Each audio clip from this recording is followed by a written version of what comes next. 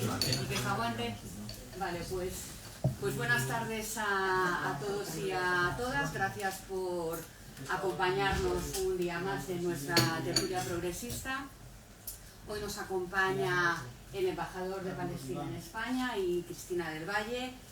Para nosotros como tertulia progresista es muy importante, se lo estaba diciendo a ellos, darles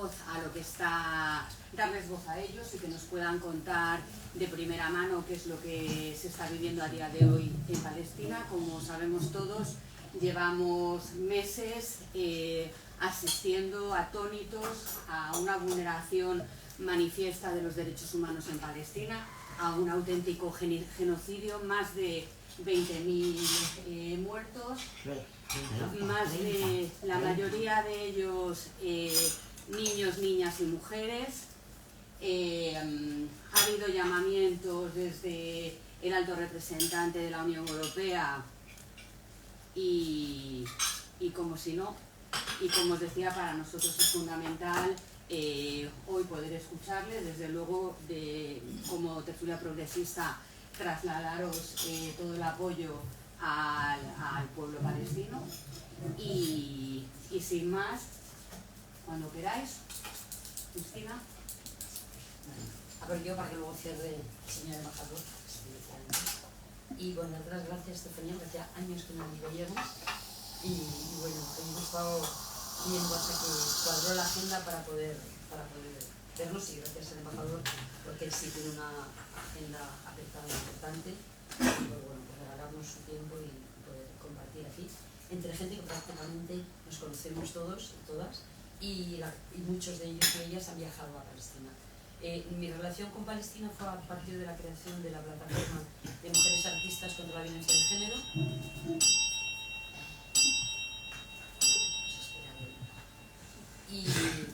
Y bueno, nuestra primera acción fue con Palestina, porque hicimos antes otras acciones, fue en el año 2004, donde conocimos al señor embajador.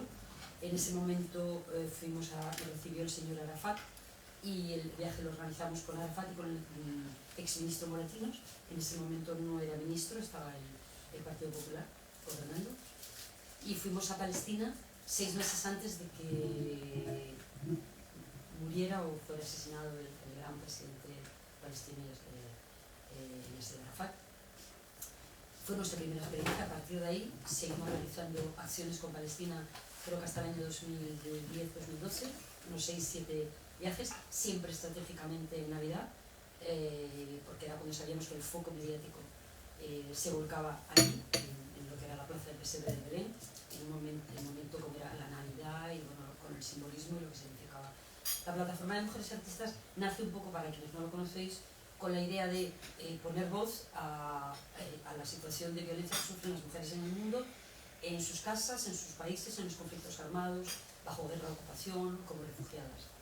Empezamos en nuestro país exigiendo una ley integral contra la violencia de género, que dio la luz en el año 2004, y a partir de ahí decidimos trabajar a nivel internacional, intentando trabajar y reforzar y apoyar el trabajo de las mujeres en otros lugares del mundo, no desde la ocupación de sus idearios, sus principios, sus culturas, ni la colonización, obviamente, sino del trabajo conjunto y de la mano en aquellas cuestiones que considerábamos que eran prioritarias, y en momentos políticos que se estaba produciendo un cambio político, un proceso electoral, como hicimos en México, hicimos en Guatemala, y luego hicimos en Irak días antes de la guerra para condenar el ataque y el crimen y el acto de terrorismo de Estado que se cometió contra todo un pueblo inocente. Lo hemos hecho en los campos de refugiados saharauis, denunciando la ocupación, la situación, y lo hemos hecho durante casi 30 años en un montón de lugares del mundo. Y Palestina fue nuestro foco central. Para nosotros Palestina simboliza a la mujer, el nombre de mujer ocupada y violentada en todos los ámbitos de la vida. Nuestro primer viaje fue un elemento fundamental, porque la idea era convertir a la gente en embajadores y embajadoras en el cuerpo y el cuerpo con las realidades. Más allá de seguir una manifestación o de llevar una pancarta, estaba el hecho de irnos al lugar donde suceden las realidades y tomar conciencia de ello, no a través de educar a nadie ni de hacer apología de nada, sino que la propia delegación y cada uno de los individuos y individuas que conforman la delegación, con sus propios ojos y viendo la realidad, tomasen conciencia, ¿no? Creo que eso es el arma más importante, sobre todo si esas personas tienen un poder público. Nos acompañaron siempre compañeros como Ángel Soto, que está aquí, fotoperiodista, porque obviamente sin que se vea lo que hacemos difícilmente podemos sensibilizar o generar presión y sensibilización. A partir de ahí empezamos, bueno, pues nuestras acciones eran habitualmente delegaciones de entre 100, lo voy a centrar en Palestina, por ubicar otra de nuestras periodistas. Siéntate. También que viajo siempre también con nosotros. Hola. Buenas tardes. Bueno, pues a partir de nuestro primer viaje a Palestina ya obviamente la actividad fue tan demoledora, tan brutal, nos afectó de tal manera que ya el compromiso vital de cada año asistir y estar y trabajar por defender los derechos de todo el pueblo ante una situación que no hay crédito para definir, no hay manera de definirla, pero sí creíamos que era muy importante porque parecía que la cuestión palestina se movía en un tema como de grupos minoritarios, de solidaridad con un pueblo y tal, pero ahora que ha estallado la verdad y toda su crudeza, nos falta la narrativa que creo que nosotras podemos tener, y nosotros, de quienes hemos estado allí, la narrativa pre, no post, sino pre, ¿no? Para darle peso también a que lo que está ocurriendo no es un hecho de que un grupo terrorista ataca a Israel y a partir de ahí Israel usa el derecho a defenderse y a partir de ahí ocurre todo esto. Nosotros creo que nuestro testimonio es fundamental para hablar de que ese genocidio se lleva produciendo más de 70 años y más allá de la historia y de lo que históricamente está ahí escrito, está la vivencia personal desde el 2004 en nuestro caso de lo que es una realidad cotidiana de tal dimensión de brutalidad y de barbarie que el mundo lo permita, obviamente ya ponía el foco en la impunidad que tenía el país.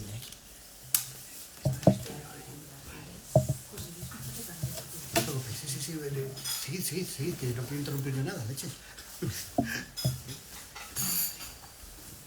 Bueno, el testimonio que pudimos vivir con nuestros ojos y nuestra piel fue que un país ocupante esté violando diaria y constantemente todos los derechos humanos. Todos. Y nosotros hablamos desde el 2004 que lo vimos. Todos los derechos humanos suponen el derecho al trabajo.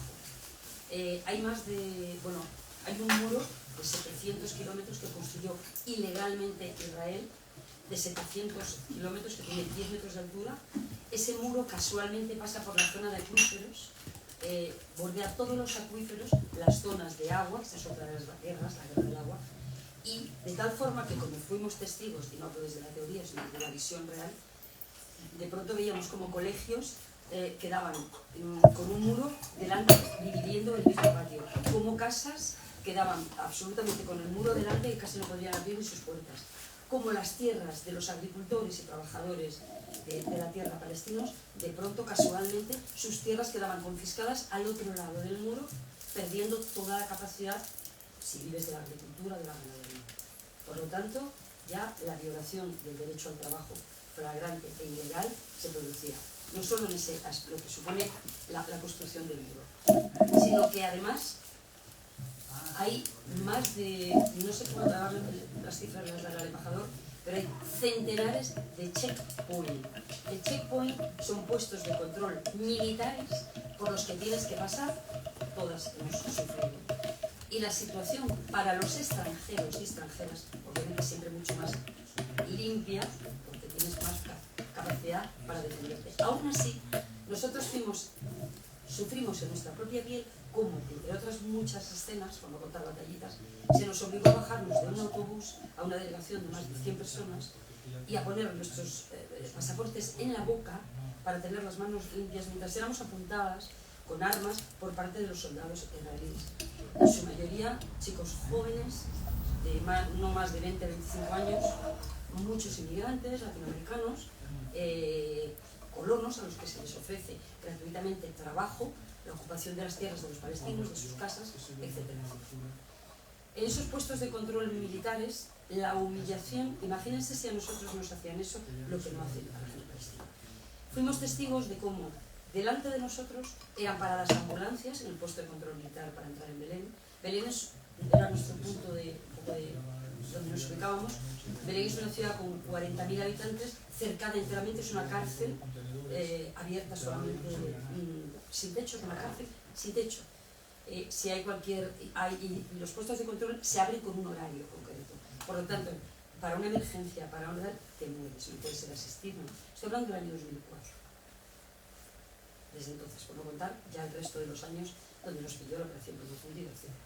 Entonces, la violación del trabajo, la violación sobre los cuerpos de las mujeres, que es violencia, ya la propia violación. Pero cuando a ti te impiden pasar al otro lado para ser asistida, para dar a luz a tu hijo, y se permite, y vimos los testimonios del Ministerio de Sanidad, testimonios de las mujeres, cómo fueron impedidas de pasar, o se las obligó a ir andando al otro lado más de 15 kilómetros mientras se desangraban y perdían a sus hijos, y se despertaban en un hospital siendo conscientes que habían perdido a su hijo en el camino, porque se les había prohibido la asistencia.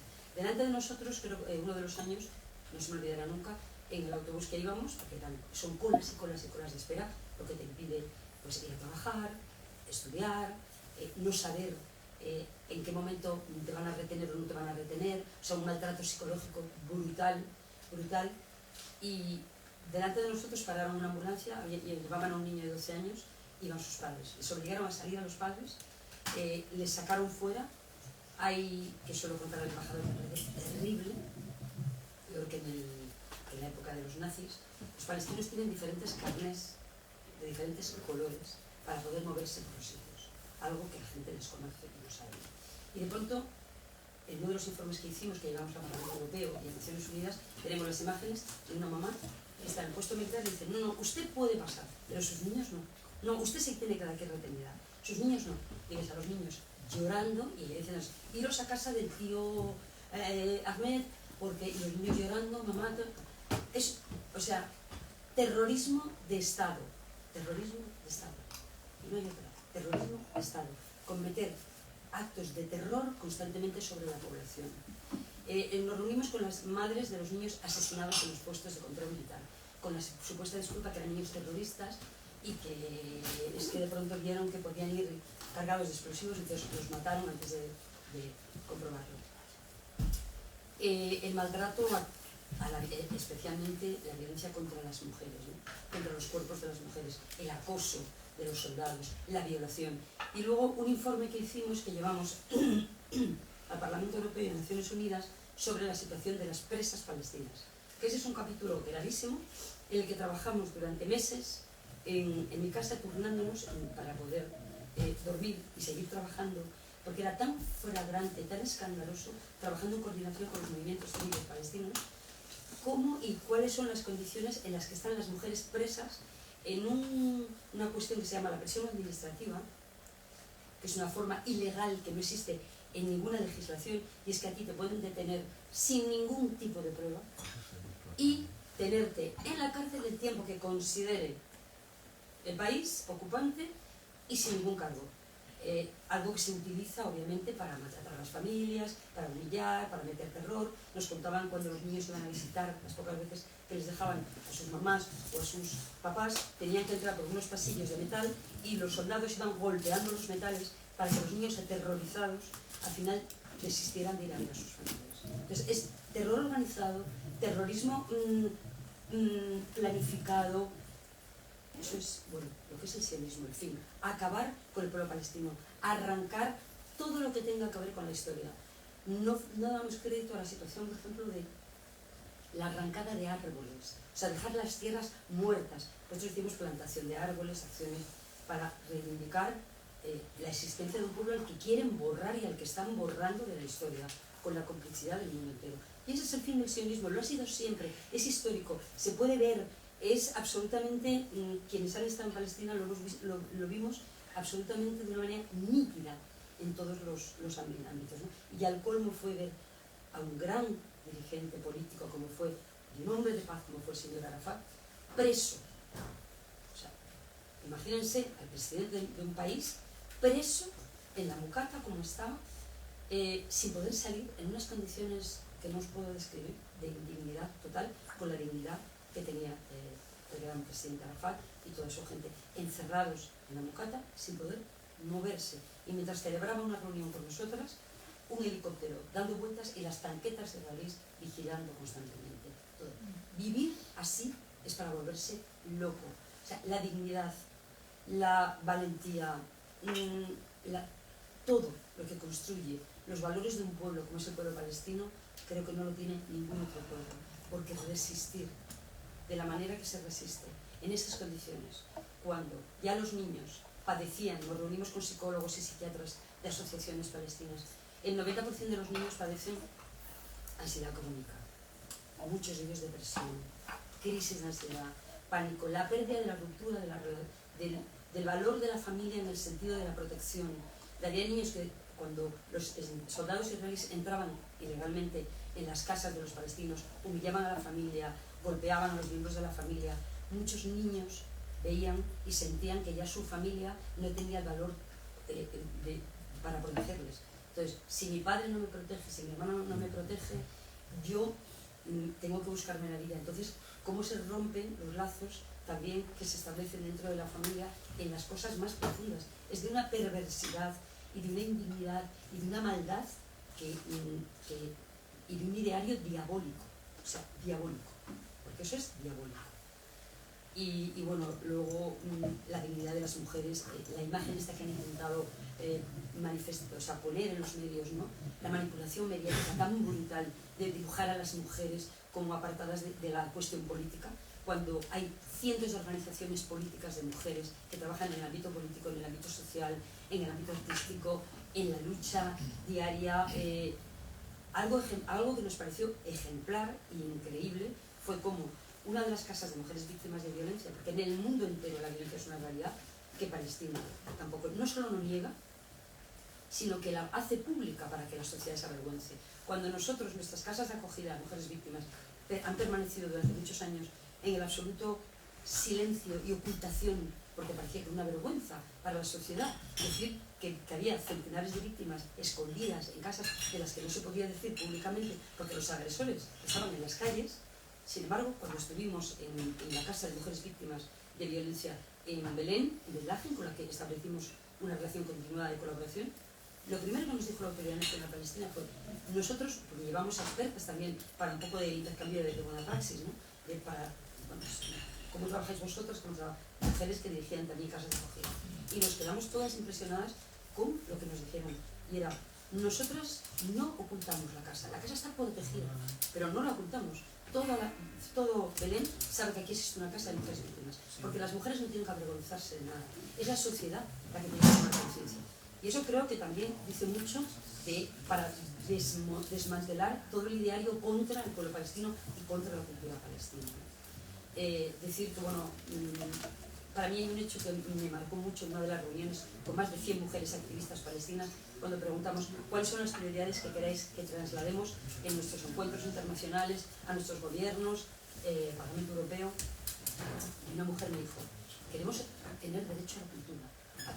El derecho a la cultura significa no solo a la nuestra, sino el derecho a que aquí haya conciertos, actividades culturales, a que el mundo pueda entrar aquí, nuestros hijos, el sonido de la vida de nuestros hijos no sea el sonido de las bombas, de las metralletas o de los bulldozers, sino que sea que ustedes, artistas y artistas del mundo, puedan entrar aquí y nuestros hijos sepan lo que es disfrutar, sonreír y tener el derecho a ello, algo a lo que se les ha negado, el derecho a la felicidad, el derecho a la sonrisa, el derecho a disfrutar y a vivir, y sobre todo el derecho a tu identidad como pueblo.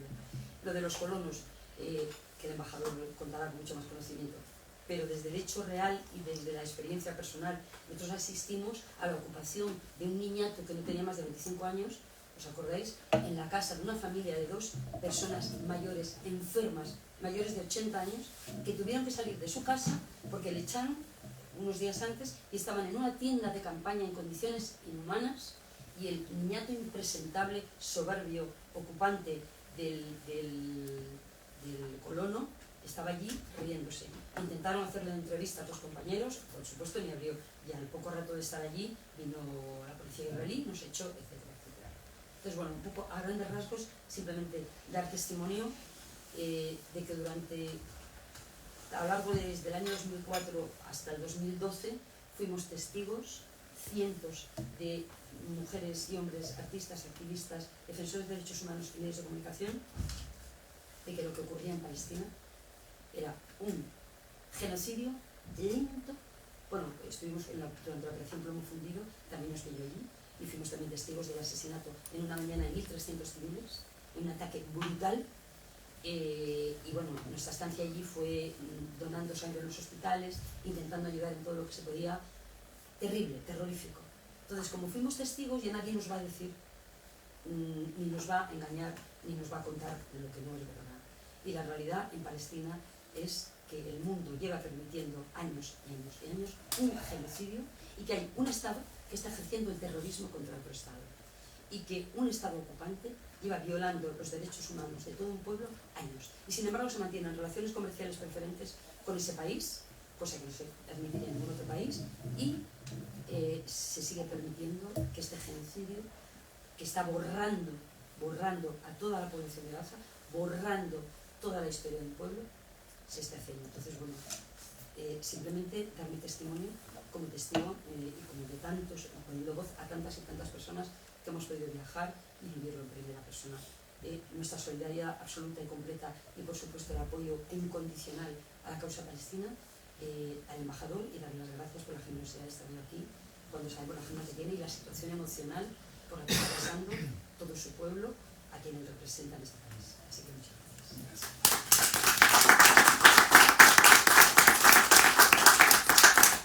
Muchísimas gracias, Cristina.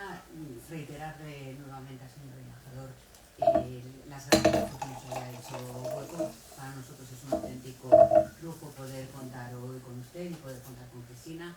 Así que cuando quiera, la palabra es suya. Muy amable, gracias. Buenas tardes. Primero que nada, yo quiero agradecerles por su generosidad, por su tiempo y disposición de compartir estos momentos con nosotros. Agradecerle a Cristina por este compromiso inquebrantable con la humanidad y con las causas justas, y con todos ustedes que han estado en Palestina y que han visto con sus propios ojos parte de la realidad que vive el pueblo palestino. La verdad es que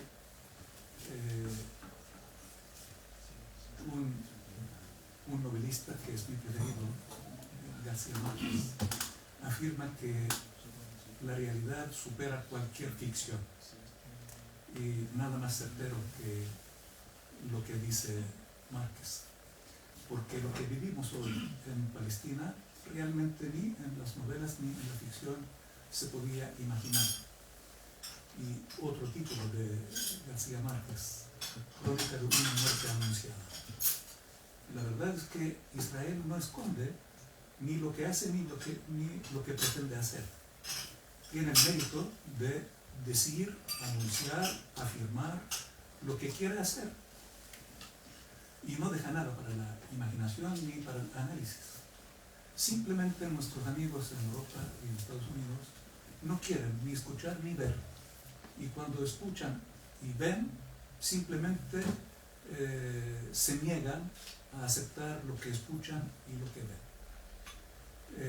A mí me pidieron hablar de el hambre como un arma, y la verdad es que es terrible hablar de hambre como arma. Nos hemos acostumbrado a que se cometan muchos crímenes de guerra y de lesa humanidad en todas partes, y en Palestina específicamente, pero nunca el hambre como un arma de guerra. Dentro de lo que decía de que Israel no deja nada para la imaginación, hay que recordar el mes de octubre, cuando el primer ministro israelí dijo que iba a hacer de Gaza un lugar no apto para la vida humana. Lo anuncia, lo dice, pero la propia Naciones Unidas en el año 2015-2016 emitió un informe de organismos especializados que afirmaba que la Franja de Gaza en el año 2021-2022, quiere decir hace 2 o 3 años, iba a ser no apta para la vida humana, producto de las políticas del Estado de Israel, de un bloqueo acérrimo que no permitía el ingreso de las necesidades básicas a la Franja de Gaza. Y aquellos que conocen la Franja de Gaza sabrán que es una pequeña franja territorial de 365 kilómetros cuadrados y es una de las regiones más pobres de Palestina en cuanto a la naturaleza. Pero esta pobreza también se debe a la densidad poblacional muy alta, porque antaño fue una de las regiones prósperas y era una región costera con playas hermosas para las clases acomodadas que iban a pasar vacaciones ahí antes del 48. Pero a partir del 48 se convierte en un lugar de refugio. Casi 78% del total de la población de la Franja de Gaza son refugiados, que fueron expulsados de sus hogares en el año 1948 y han tenido que instalar campos de refugiados y ahí han vivido generación tras generación. De hecho, hoy hay 4 generaciones de palestinos refugiados. Mi abuelo o mis abuelos fueron refugiados porque fueron expulsados de su hogar en el año 48. Mis padres no se habían casado en el 48. También fueron refugiados. Cuando se casan, nacimos nosotros en condición de refugiados, en campos de refugiados. Y la generación de nuestros hijos también nacen como refugiados. Y aquellos que tienen nietos también nacen en condición de refugiados. Por lo tanto, al menos hay 4 generaciones de palestinos de refugiados. Y que el mundo reconoce como tal, y para esto creó una agencia especializada que es la UNRWA para atender las necesidades de los refugiados palestinos, principalmente en el ámbito de educación, de salud y alimentación. Y yo la verdad es que me siento muy agradecido y orgulloso de ser producto en parte de esta agencia que nos facilitó al menos acceder a la educación y a la salud. Yo, al igual que toda mi generación, la generación anterior y las que me siguen, estudiamos en las escuelas de la UNRWA. Y cuando nos enfermábamos, íbamos a los centros sanitarios de la UNRWA que nos atendían.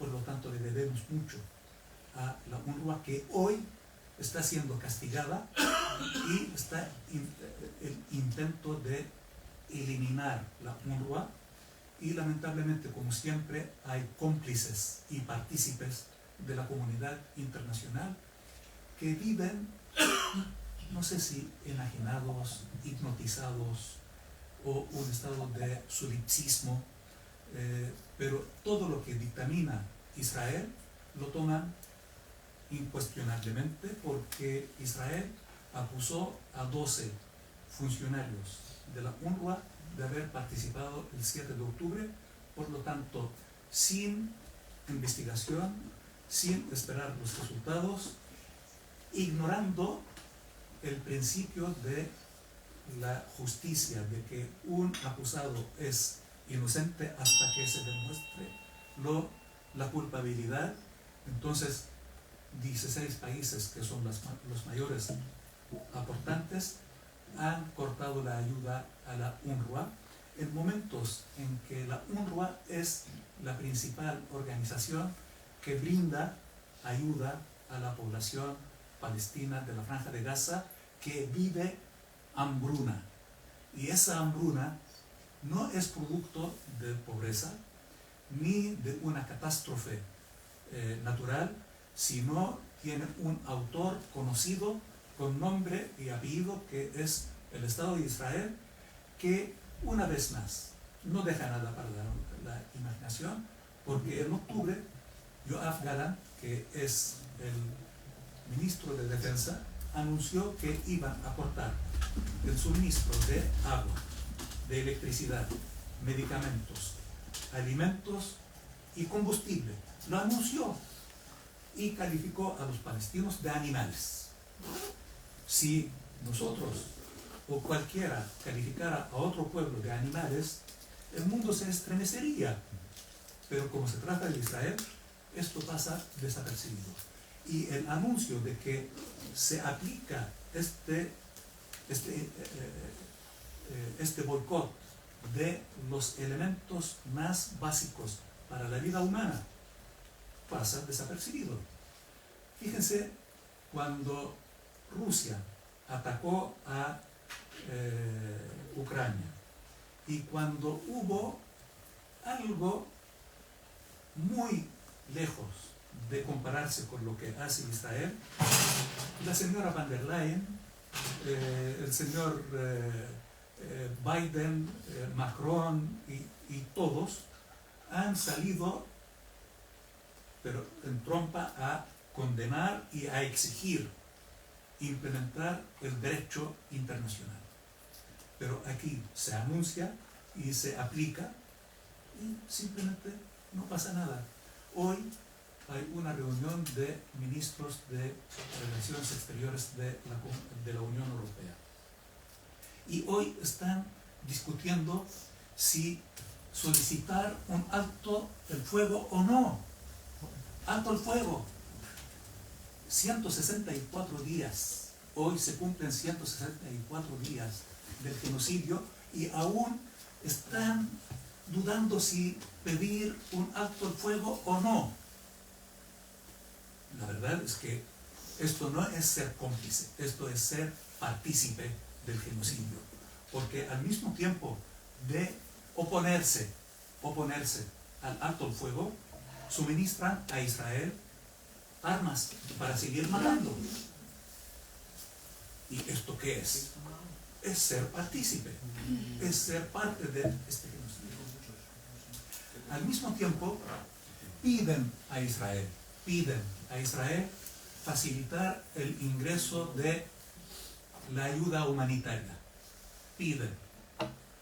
Israel se niega y simplemente ellos tratan de buscar algún maquillaje, porque no es ayuda, esto no es ayuda. Lanzar 11.500 porciones desde el aire que mató a varias personas porque no abrió el paraguas, el paracaídas, y cayó sobre un edificio, derrumbó el edificio y mató a la gente que estaba en sus casas. Y esto es un maquillaje para decir que se preocupan. Si se preocupan realmente, que pongan fin a este genocidio, y tienen cómo, y lo pueden hacer. Si no suministraran armas, Israel no tiene la capacidad de seguir matando. Entonces, suministrar armas es darle a Israel los medios para seguir el genocidio. Entonces, Estados Unidos, Alemania, Gran Bretaña también son partícipes de este genocidio, que se envía por mar, barcos, pero esto tiene un costo altísimo y un proceso mucho más lento, y la construcción de un muelle es de objetivos que hay que cuestionar, porque ¿quién lo construye? ¿Con qué fin? ¿Quién lo maneja? ¿Quién se beneficia? Es Israel. Entonces, están facilitando el dominio de la Franja de Gaza, la ocupación de la Franja de Gaza. No es para ayudar al pueblo palestino. Y esto posteriormente será utilizado en aquel plan planteado por Biden de la ruta que comunica la India con Europa y que pasa por nuestra región. el punto más adecuado es la Franja de Gaza para este canal. El canal tiene que pasar por ahí. Y un elemento adicional es que en esta región hay enormes reservas de gas. Y el mejor lugar para explotar el gas es desde la Franja de Gaza. Está en el Mediterráneo, en el mar Mediterráneo, estas reservas de gas.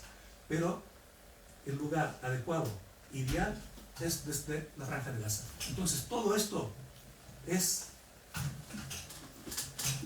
para ayudar la explotación y el dominio.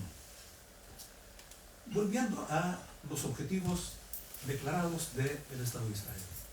Desde un principio, el señor Smotrich y el señor Netanyahu han planteado la necesidad de que la población palestina de la Franja de Gaza sea evacuada. Esto en términos jurídicos se llama desplazamiento forzoso, y esto es crimen de guerra. Es crimen de guerra.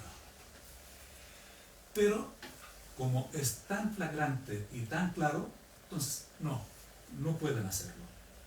Tampoco hay dónde ni quién pueda recibir a 2,5 millones. Entonces ahora lo que hace Israel es hacer la vida imposible, y las alternativas que tienen los palestinos: o morir de hambre, o morir por bombardeo, o morir por falta de medicamentos, o morir por falta de condiciones humanas. 72% del total de las construcciones de la Franja de Gaza han sido destruidas. 72%. Esto significa que si supongamos que hoy termina este genocidio, tenemos a 2.300.000 sin hogar, porque quedan 28% del total de las construcciones y no están necesariamente en buenas condiciones y habitables. Entonces no hay donde vivir. Pero supongamos que hay donde vivir. No hay escuelas, porque 400 escuelas han sido destruidas. Hoy el director general de la UNRWA afirma, Felipe Lazzarini, afirma que 150 escuelas de la UNRWA han sido destruidas en estos 5 meses y medio. Tampoco hay universidades, porque las universidades también fueron destruidas, todas. Hospitales. Había 36 hospitales en la Franja de Gaza. Quedan 4 funcionando, y no necesariamente con normalidad. Hoy, el hospital Al-Shifa, que es un complejo sanitario, el mayor de la Franja de Gaza, que fue ocupado hace 3 meses y fue destruido con el pretexto de que debajo hay túneles donde se esconden líderes de Hamas, donde se manejan, donde se dirige un cuartel de Hamas, un cuartel de mando de Hamas, o almacenes de armas. Fue ocupado, no encontraron absolutamente nada, y saben que no iban a encontrar. Hoy vuelven con el pretexto que hay líderes de Hamas en el hospital, y hoy volvieron a reocupar el hospital, bombardeándolo y matando a muchos civiles, sanitarios, enfermos, heridos, una vez más. Hay un ensañamiento con los centros hospitalarios, empezando con el hospital Bautista, que es de una comunidad cristiana, y hoy, una vez más, Al-Shifa. De los 36 quedan 4 funcionando a media, con falta de medicamentos y con falta de combustible para los generadores de electricidad. Las cifras oficiales son de aquellos que están registrados, que han sido registrados. De muertos son 31.765 muertos, 8.500 desaparecidos que aún están bajo escombros, e Israel no permite rescatar los cadáveres debajo de los escombros. 72.920, si no me equivoco, sí, 72.920 heridos y mutilados. Si sumamos los heridos, los desaparecidos y los muertos, superan los 115.000 de una población total de 2.300.000. Esto significa el 5% del total de la población de la Franja de Gaza, entre muertos, mutilados y heridos. Ya hay decenas de niños que han perdido la vida por desnutrición, por falta de alimentos. Estos son los registrados, ¿eh? Podrán imaginar aquellos que no han sido registrados. Los registrados son los que pasan por los hospitales, que aún siguen funcionando, que son 4. Podrán imaginar la cantidad de aquellos que no son registrados. Seguramente las cifras, y lamento hablar de cifras, serán muchísimo más de lo que conocemos hasta el día de hoy. Y el señor Biden sigue resistiéndose a aceptar un cese del fuego, con toda la humillación que le ha dado Netanyahu a Estados Unidos y a su persona. Se sigue resistiendo a un alto el fuego. Insisto, todo lo que hacen es maquillaje, y yo sé que me van a entender lo que voy a decir.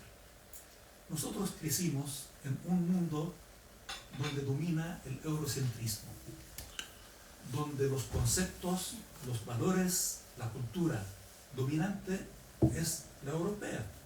Y cuando hablamos de Europa o eurocentrismo, esto incluye Australia, Canadá, Estados Unidos, hasta América Latina, porque es la misma cultura. Y realmente crecimos valorando sus valores, porque ¿qué más lindo que los principios de la Revolución Francesa? Igualdad, hermandad, fraternidad. ¿Qué más hermoso que esto? Pero está claro que no es para nosotros, es para ellos. Y la verdad es que si ellos tienen complejo de superioridad, nosotros no tenemos complejo de inferioridad. Exigimos ser tratados sobre la base de los mismos valores. Y nuestra vida no vale menos que la de cualquiera. Nuestros hijos valen igual que cualquier hijo de este planeta. Y no creo que un francés quiera a su hijo más que yo al mío. Lo dudo. Por mi cultura, las relaciones son mucho más apegadas a la familia que en Europa. Por lo tanto, yo estoy seguro que yo amo tanto, si no más, a mis hijos que cualquiera. ¿Por qué entonces desprecian nuestras vidas? Y todo, cuando se trata de Israel, se paraliza. ¿Acaso fueron los palestinos quienes crearon Naciones Unidas? Y desprecian a Naciones Unidas. ¿Acaso fueron los palestinos los autores del derecho internacional, de las convenciones de Ginebra, de tantos tratados, protocolos y acuerdos universales? No fuimos nosotros, fue el eurocentrismo. ¿Y por qué cuando se trata de Palestina se nos cierran todas las puertas? Recordarán en el año 2017, cuando, en 2018, cuando acudimos a la Corte Penal Internacional. Y la Corte Penal Internacional, luego de años de debate, admitió que al hogar, en ese tiempo era presidente norteamericano Trump, que amenaza con volver y tiene muchas posibilidades de volver, castigó a los jueces y fiscales de la Corte Penal Internacional por admitir la demanda palestina antes de dictaminar un juicio, una sentencia. Simplemente por acoger la demanda los castigó. Entonces, no está en juego solamente el futuro del pueblo palestino, está en juego el futuro de la humanidad, porque se supone que tanto el derecho internacional como las convenciones, tratados, etc., y las resoluciones de los organismos multilaterales son una especie de reguladores que sobre cuyas bases tanto pueblos como estados y naciones son gobernados, entre comillas. Si estos no son válidos, son violados, entonces no hay nada que regule estas relaciones entre pueblos, estados y naciones. Y volvemos a la ley de la selva. De hecho, vivimos en la ley de la selva. Pero, ¿acaso esto es lo que quiere la humanidad? Recuerden el 11 de septiembre. ¿Cuántas libertades nos han quitado con el pretexto de combatir el terrorismo? ¿Quién creó el terrorismo? ¿Quién creó ISIS, Qaeda? Y en sus inicios los llamaban los combatientes por la libertad. Combatientes por la libertad. Porque les servía, eran combatientes por la libertad. Ahora son terroristas. Y el propio Trump, en su campaña electoral en el año 2016, denunció que Estados Unidos había creado a ISIS. Lo denunció. Y por favor revísenlo. Seguramente lo saben. Entonces, ahora, con el pretexto de no permitir una victoria de Hamas, les van a quitar más libertades. ¿Qué significa que Pineda, el eurodiputado, cuando intentó ingresar al Parlamento Europeo con el Kufiyy palestino, no se le permitió? Esto es una amenaza para la seguridad mundial. La bandera palestina, los colores de la bandera palestina fueron prohibidos en algunos países europeos. Hoy con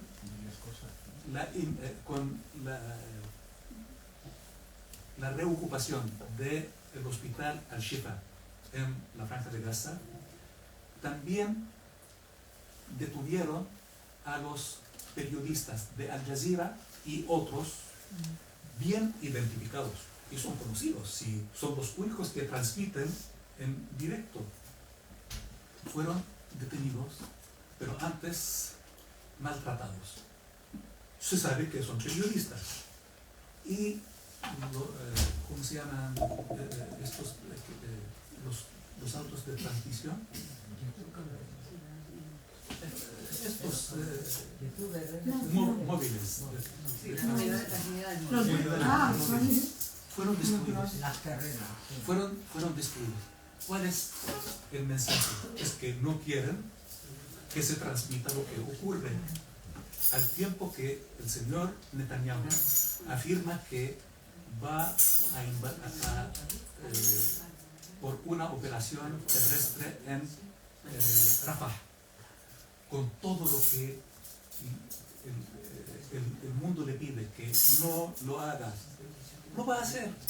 ¿Por qué? Porque sabe que no va a pagar, no va a tener ningún costo, porque la vida de los palestinos para los gobernantes occidentales no vale.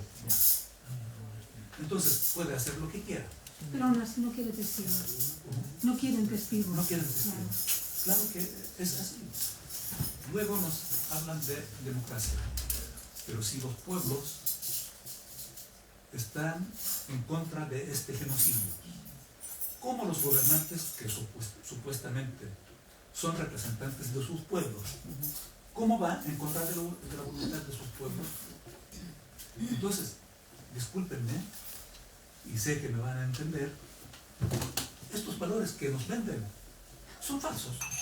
Esta democracia que nos venden es cuestionable, al menos. Lógicamente, nosotros creemos en la humanidad y la verdad es que estamos muy agradecidos a los pueblos que diariamente salen a manifestar su repudio a las políticas de sus propios países y el genocidio que está perpetrando el Estado de Israel.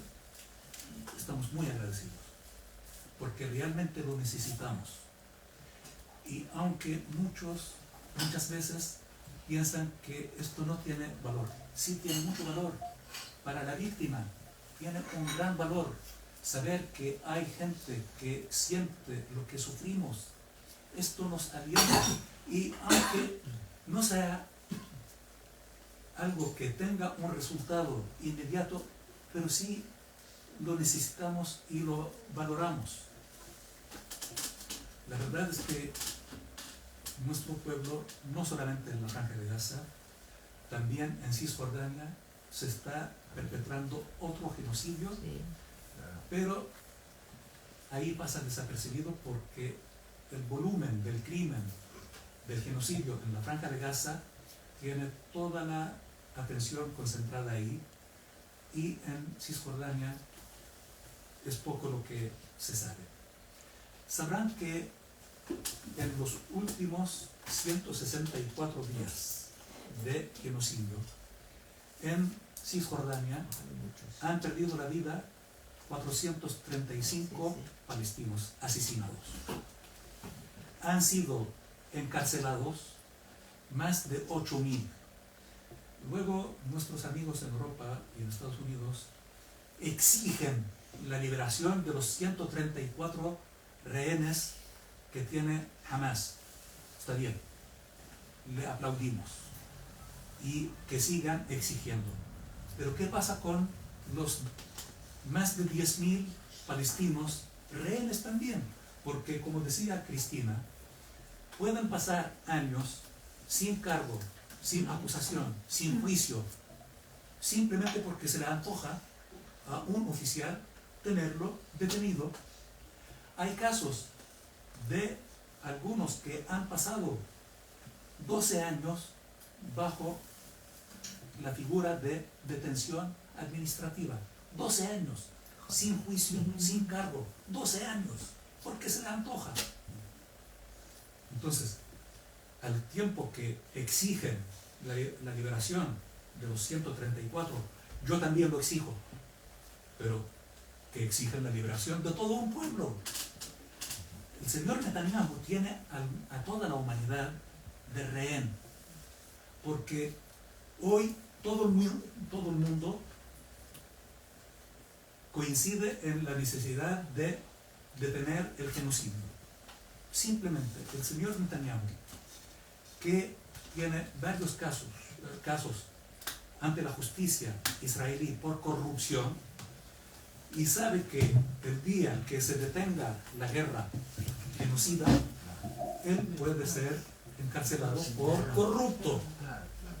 Entonces, para alargar su vida política, está perpetrando un genocidio, y el mundo lo tolera, el mundo lo permite. Entonces, Otra cosa que los ministros de la Unión Europea están discutiendo, si aplicar sanciones a los colonos extremistas o no. Fíjense aquí una vez más la doble vara de medir. Los palestinos son terroristas. En el peor caso, la peor acusación en contra de un israelí extremista, están debatiendo si aplicar sanciones o no sobre los extremistas colonos. No se ponen de acuerdo de aplicar sanciones a estos extremistas. A cambio, ¿cuántos movimientos de resistencia palestina han sido calificadas de terroristas? Todos. Empezando por la OLP, Organización para la Liberación de Palestina, único y legítimo representante del pueblo palestino. Afortunadamente Europa no, pero Estados Unidos aún lo tiene en la lista de terrorismo. Entonces, se castiga al pueblo palestino y nuevamente la democracia. En el año 2006 nos obligaron a efectuar elecciones y hay que reconocer que Hamás ganó las elecciones. El pueblo palestino entero fue castigado por elegir a Hamás. Todos los palestinos fuimos castigados. Pero pongamos de acuerdo, la democracia se hace a medidas o no se hace. Esta es la democracia que nos quieren vender. Nosotros compramos la democracia, pero queremos una democracia verdadera, genuina, no una democracia a medida. Y cuando los fascistas son elegidos en Israel, no, son intocables porque es la voluntad del pueblo israelí. Está bien, respeta la voluntad de los otros pueblos, incluyendo la voluntad del pueblo palestino. La verdad es que estamos siendo testigos de un momento de transición y transformaciones donde el orden y el sistema político vigente está en juego, y está en juego por sus propias políticas, porque está actuando de una forma muy selectiva, y esto produce problemas para el mismo sistema. Por lo tanto, si pretenden seguir con su dominio, al menos sean algo, un poquito, no vamos a pedir lo imposible, sean un poquito razonables. No me refiero a ustedes, me refiero a ellos. Sean un poco razonables para perpetuar su dominio, pero son tan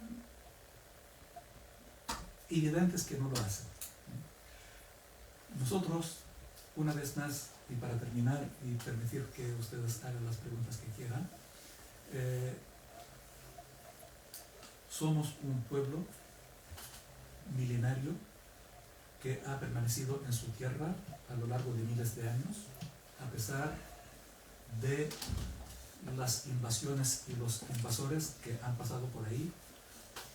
Son 24 a lo largo de nuestra historia, invasiones. Y no estamos hablando de peleas, estamos hablando de potencias foráneas que han dominado Palestina.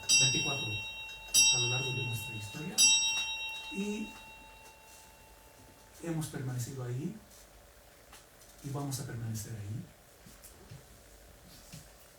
No, sabemos que nos pueden hacer desaparecer, lo sabemos, ¿no? Nos pueden matar a todos, pueden destruir toda Palestina, estamos conscientes de su poder, pero algo no pueden destruir, es nuestra voluntad de vivir, y vivir dignamente. Y la dignidad nos exige resistir por vivir.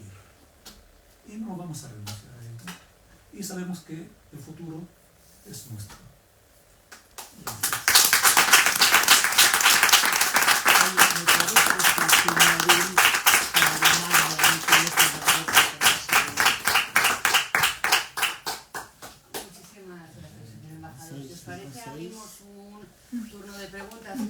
a pedir, por favor, que seáis breves porque el embajador tiene un compromiso, por lo cual, por favor, vamos a intentar no extendernos tanto como suele ser habitual. Vale. Así que veo a Mónica. Sí, yo. 3, pues empezamos. Mónica, si quieres. Muchas gracias, señor embajador. Tengo una es en relación con los acuerdos de Oslo, porque estamos tan lejos de ese espíritu de los acuerdos de Oslo. Yo creo que luego yo lo hablo de manera sincera. Yo he estado mucho en Israel y en Palestina y creo que en ese momento yo creo que había más sentido de la convivencia que hoy en día, y entonces es lo que yo pregunto, cómo hemos llegado de aquí. No, Israel sí, pero también yo creo que es Netanyahu, creo que es todo la extrema derecha israelí, que yo creo que ya es la que en este momento está controlando todo. A ver, ¿por qué hemos llegado hasta ahí? Y segundo, en relación con el tema de Europa, desgraciadamente, y esto yo lo veo porque tengo familiares que trabajan en ese ámbito, que España es de los pocos países de la Unión Europea, y esto es a muy alto nivel, estoy hablando a nivel del Servicio Diplomático Europeo y de muchos sitios donde solamente España es la que realmente defiende la causa palestina, que defiende el derecho humanitario, que defiende todo ello. Y es que muchísimos países de Europa no quieren, o sea, parece que están a favor de un genocidio. Y esto es una realidad.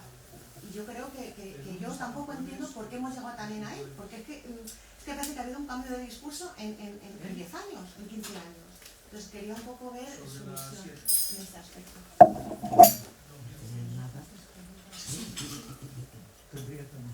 Sí, pues.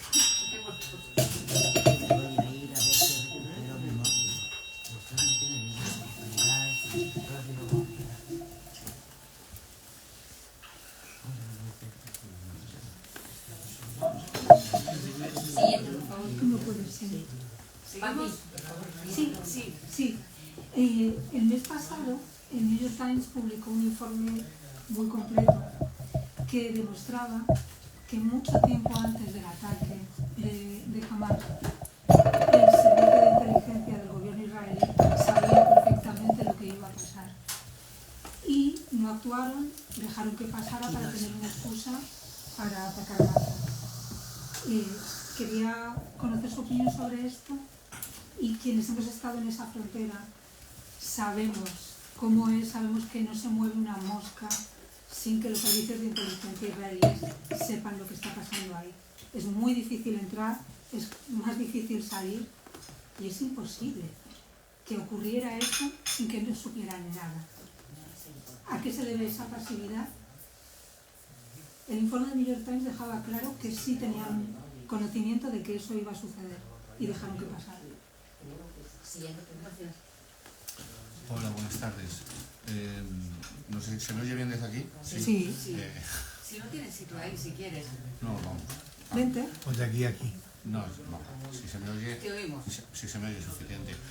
Mi pregunta es la siguiente, es decir, sobre todo en España, durante la década de los 80, que yo ahí sí que tengo memoria, la causa palestina era algo que estaba en la opinión pública.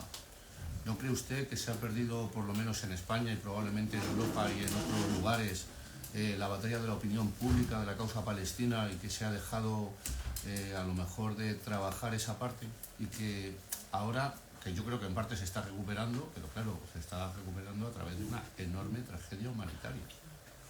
Y yo, creo que en ese sentido el Estado sionista no ha perdido esa batalla, todo lo contrario, ha seguido invirtiendo en ella, y sin embargo aquí, por lo menos mi sensación aquí desde España, pero algo tan visual como la estética que lleva ahora mismo Estefanía. Es decir, que el pañuelo palestino, os voy a contar una anécdota, y no me dato más. Fui yo hace como 2 meses o 3 a mi trabajo con un pañuelo palestino que me había regalado una persona palestina, y vi miradas al entrar en la oficina. Miradas de extrañeza. Y casi diría yo y esto, además que tenía yo un look más de barba, Sí, es decir, bueno, Agustín lo sabe que me ha afeitado, que lleva unas barbas prominentes. Sí, pero lo vi en gente que me conoce hace 10 años. Pero si lo han vendido en H&M. No, pero no, yo creo que la cuestión... Esperando, por favor, vamos a ordenarlo. Siguiente pregunta. Pero lo que os quería decir era eso, que esa batalla se ha perdido incluso en algo que en los años 80 era lo más común de Madrid. Y esa es mi percepción, a lo mejor estoy equivocado. Siguiente pregunta. No, pues responda a las tres y Sí, ya. porque si no Bueno. nos perdemos. Sí. Bueno, Oslo. Yo coincido con que Oslo en su momento abrió una ventana de esperanza, no solamente para los pueblos de la región, sino para el mundo. Pero no hay que sobredimensionar Oslo, porque hay que juzgarlo dentro de su contexto y su naturaleza. Fue una declaración de principios, un acuerdo marco conforme al cual se suponía que se iba a aplicar una solución definitiva. Establecía las bases, pero no era un acuerdo definitivo. Y recordemos cómo comienza el retroceso de los acuerdos de Oslo, con el asesinato del primer ministro israelí Yitzhak Rabin. Y recordemos, ¿quién lo asesina? La derecha fascista israelí. ¿Y quién era el mayor instigador en contra de Rabin? Netanyahu y Sharon. Sharon falleció, queda Netanyahu. Entonces, uno de los mayores instigadores hoy es el gobernante más importante de la historia de Israel, porque nunca nadie gobernó Israel durante tanto tiempo. Recordemos que en el año 2000 comienza la segunda intifada, con la irrupción de Sharon en la mezquita del Aqsa. Y hubo un levantamiento popular porque es un tema muy sensible. La religión y los credos no son cosas como para jugar. Y con la segunda intifada, el ejército israelí volvió a ocupar todos los pueblos, campos de refugiados y ciudades de donde se había replegado. No se había retirado, pero se había replegado. Entonces volvió la ocupación tradicional en todos los ámbitos de parte de Israel en el territorio palestino. Cuando comienzan las negociaciones en Madrid en el año 1991, Yitzhak Shamir, otro primer ministro, que era el de ese entonces, dijo: voy a negociar 20 años y no voy a ceder nada. Y el hombre fue consecuente, no cedió nada, porque los acuerdos de Oslo, conforme a los mismos, la OLP creó la Autoridad Nacional Palestina, una autonomía. No, y esto tal vez el motivo de confusión de muchos, porque muchos piensan que Palestina fue liberada con los acuerdos de Oslo. No fue liberada. Palestina obtuvo una autonomía bajo ocupación israelí. Y el presidente palestino, que es la máxima autoridad palestina, por favor, lean. Él afirma que para trasladarse de su casa a su oficina requiere un permiso de un oficial de la ocupación israelí. Hasta el día de hoy, ¿no? Esta es la máxima autoridad del pueblo palestino. Y siempre ha sido así, ¿no? Desde la implementación de los acuerdos de Oslo. Entonces, los acuerdos de Oslo, como todos los acuerdos, tienen dos partes. Una parte que creía que esto nos iba a llevar a una paz definitiva, porque recordemos que los acuerdos de Oslo tenían dos fases. La primera fase provisoria y la segunda definitiva. El total de las dos fases supuestamente eran 5 años. 5 años. Quiere decir, en el año 98, 99, venció el plazo de los acuerdos de Oslo. Y conforme a estos acuerdos, en estos 5 años se debió debatir, negociar los temas definitivos, que son los temas esenciales. El tema de Jerusalén, el tema de las fronteras, de los refugiados, de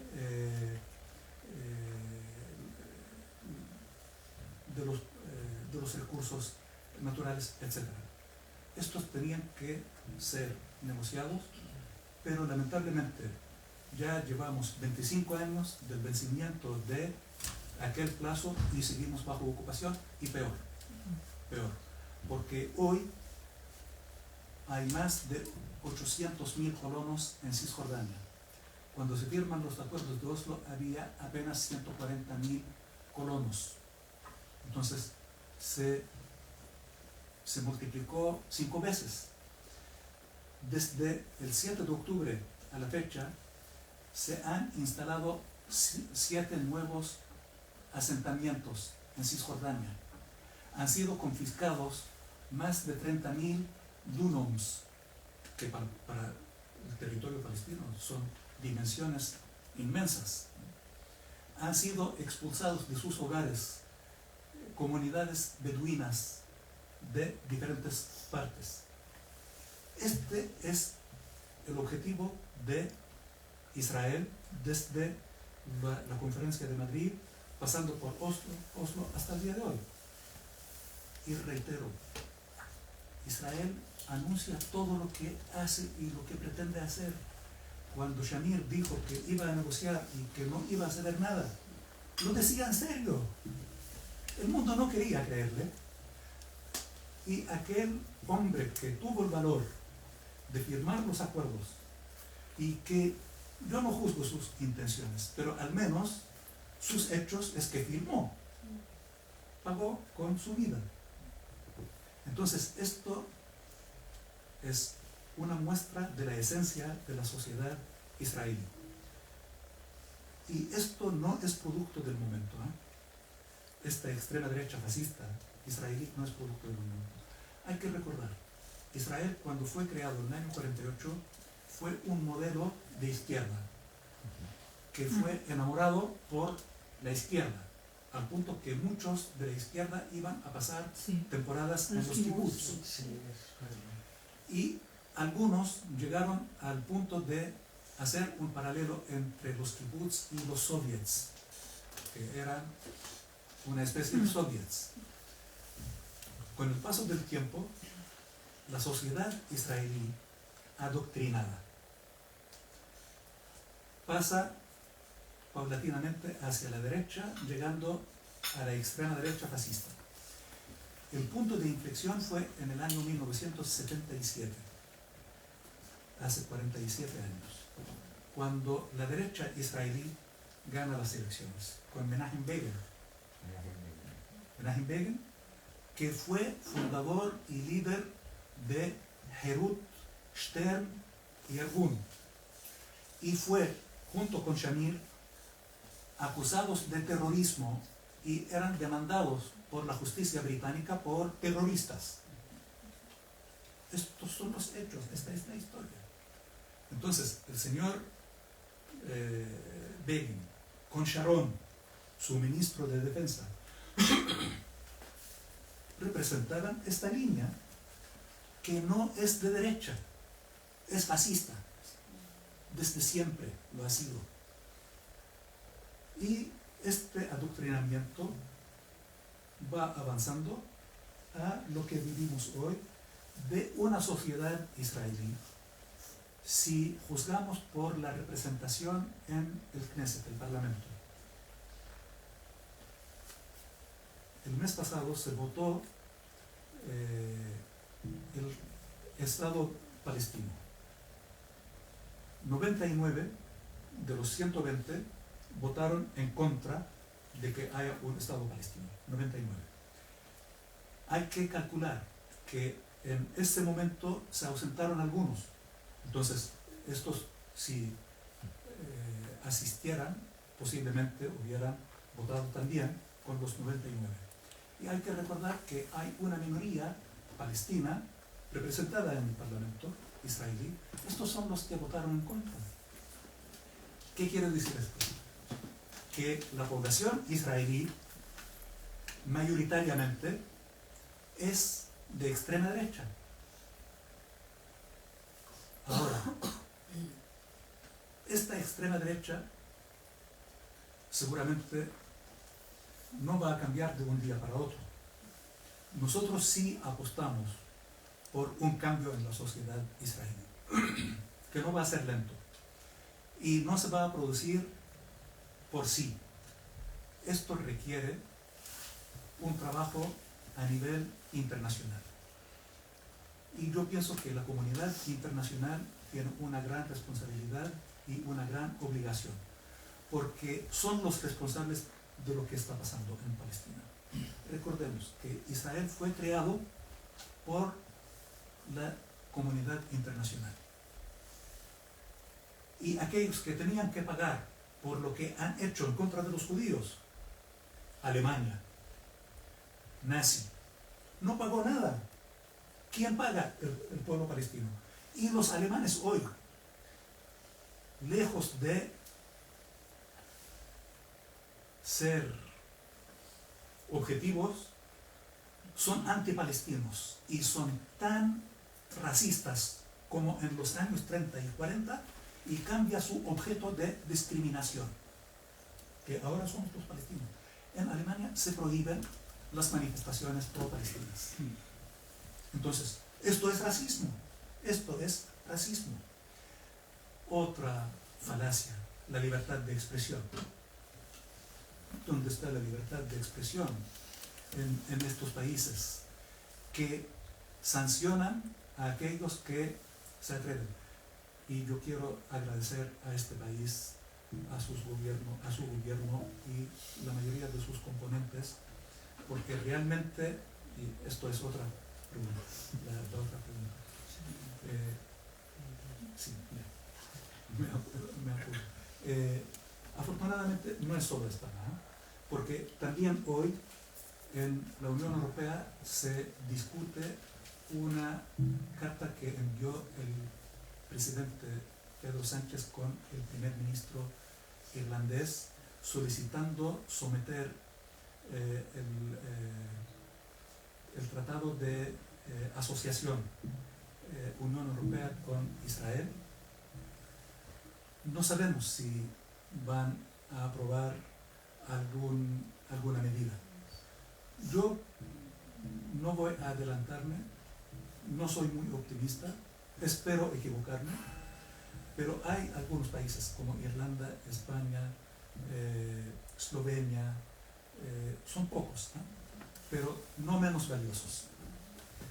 Al contrario, son más valiosos porque tienen el valor de decir o mantener sus principios en un medio tan hostil. Y esta es la palabra, hostil. Creemos que España ha demostrado iniciativa, gestión y liderazgo, y no hay ninguno del gobierno, así que lo digo muy convencido, y lo demuestra que otros han seguido a España en sus políticas en el tema palestino.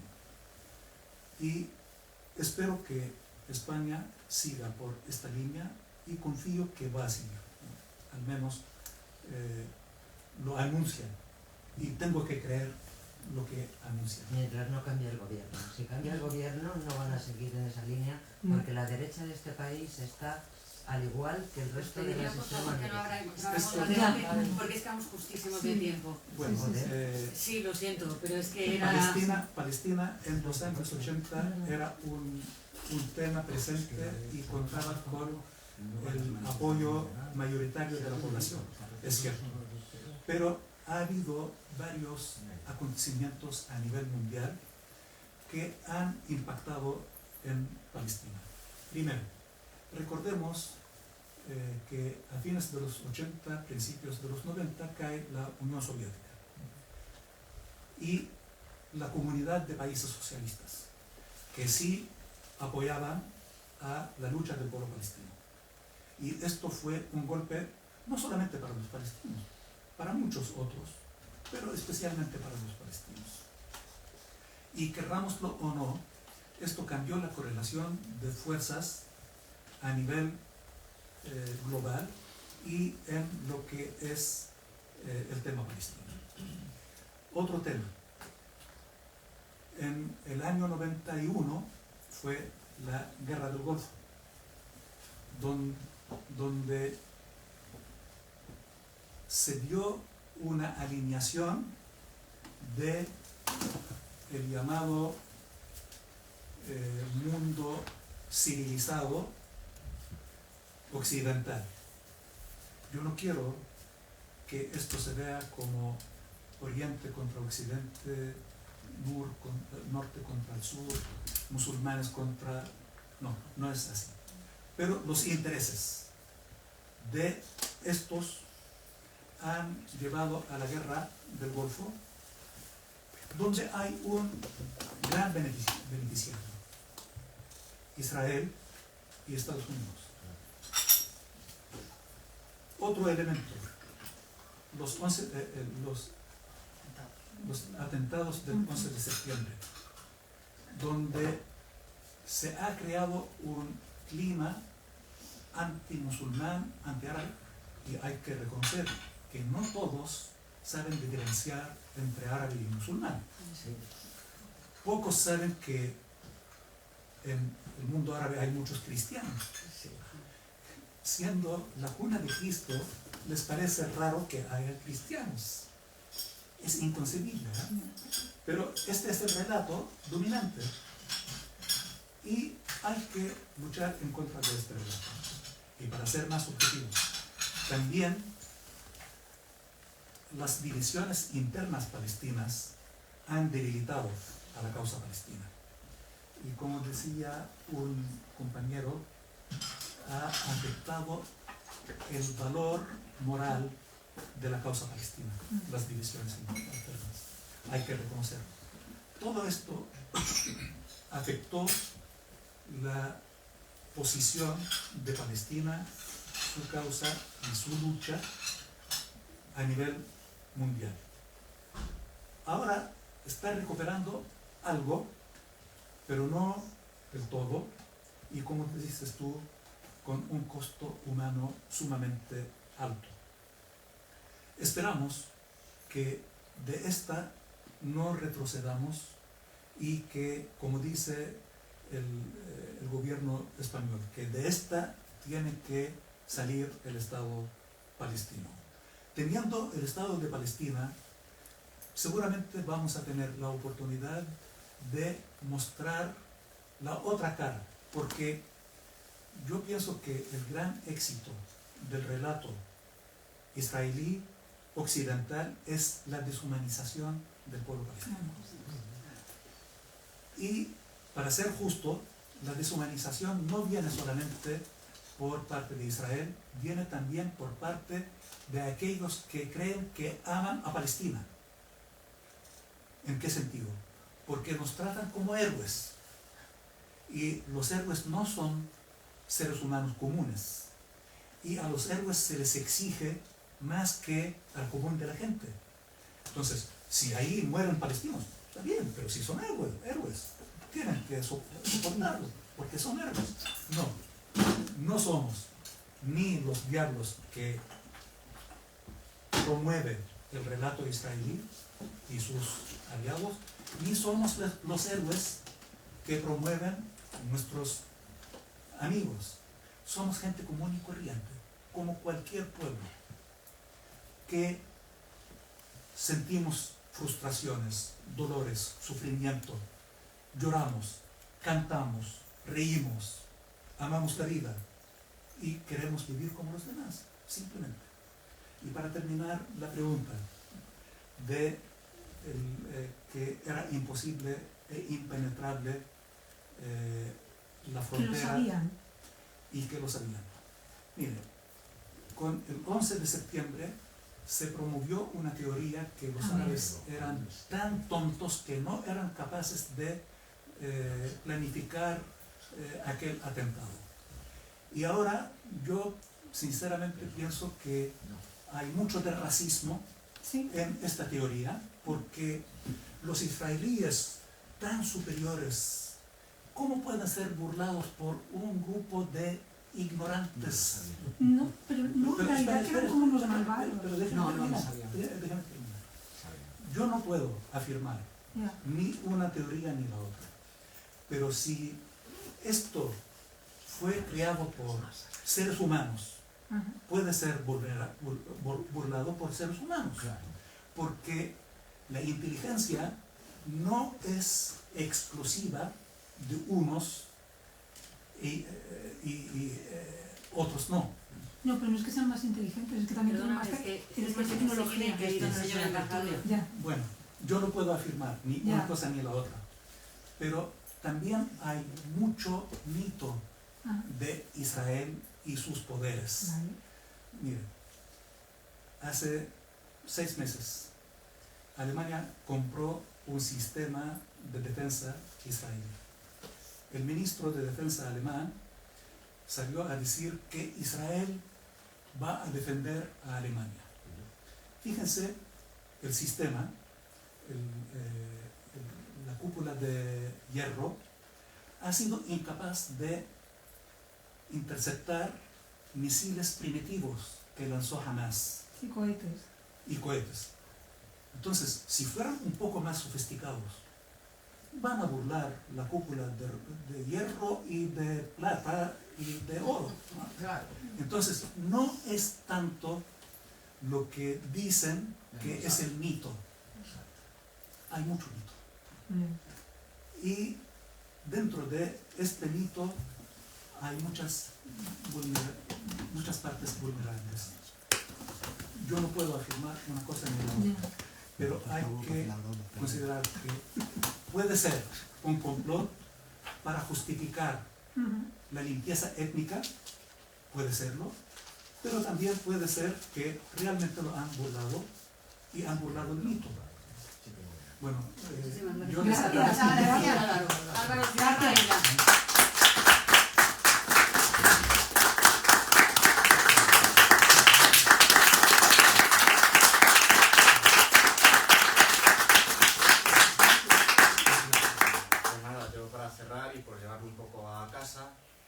Me parece lamentable que en Occidente, los países occidentales, que tantos años llevamos vanagloriándonos de la democracia y de ser los máximos defensores de los derechos humanos, incluso realmente somos parte del nacimiento del derecho internacional, ahora mismo estamos vulnerándolo. Y que cualquier noción de progreso que nos asociamos a nosotros mismos como continente y como territorio global, ahora mismo, teniendo en cuenta la colaboración que está teniendo Israel con países de la Unión Europea, incluso con Estados Unidos desde siempre, se aleja de esa noción y se acerca más, en mi opinión, mucho más a un autoritarismo fascista que a una democracia de progreso. Perdón, yo es que creo que Europa ha dejado de existir, simplemente es la OTAN. Es un Hay problema unos que señores que... Perdón, es de verdad, es que tenemos que ¿Se ha dicho eso? Sí, lo que ¿Se ha dicho eso? tenemos que ser muy rigurosos. Bueno, vale, pues otro día, pues quedamos de Que sí, que luego seguimos. Que luego seguimos. Que Europa ha dejado de existir, es la OTAN. Es la OTAN. Que hayas venido y que para nosotros es un honor. Pero yo quiero hacer una diferencia. Yo juzgo a los gobiernos y sé diferenciar entre las personas, entre los pueblos y los gobiernos. Y yo realmente valoro a los pueblos europeos que han demostrado ser consecuentes con sus valores. Lógicamente, no hay pueblos homogéneos. Todos los pueblos somos heterogéneos y hay de todo. Les agradezco enormemente a su disposición. Estamos de aquí ya de debate. Todo lo tenía que ir, por eso ya. Muchísimas gracias. Debe ser un modelo de la aceleración. Gracias.